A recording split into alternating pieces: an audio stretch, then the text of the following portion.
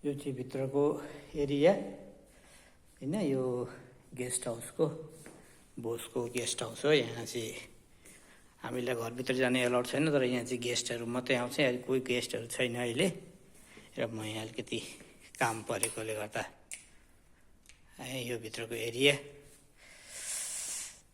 हजुरहरूलाई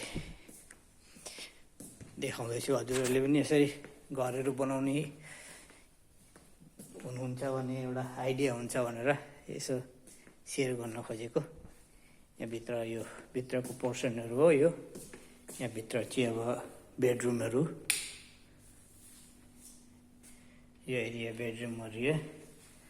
अनि यतापट्टिको अर्को एरिया छ, यो पनि बेडरुम एरिया हो। बेडरुमहरू हो। अनि हजुरहरूलाई म माथिको पोर्सन पनि देखाउँछु।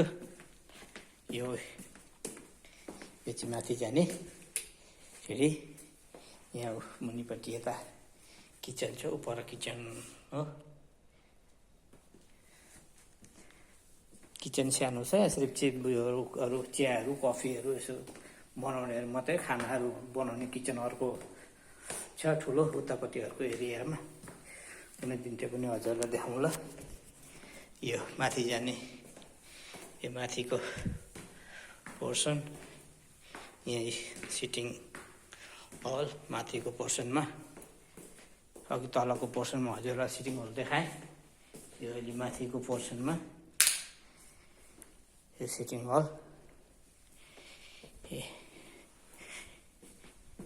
यतापट्टि बेडरुमहरू होइन, यहाँ सबै बेडरुमहरू हो। त यो चाहिँ सिटिङ हलको भाग।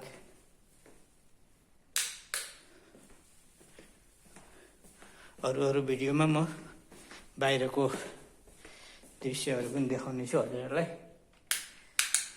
र यो भिडियोलाई लाइक, कमेन्ट, सेयर, सब्सक्राइब गरिदिनु होला।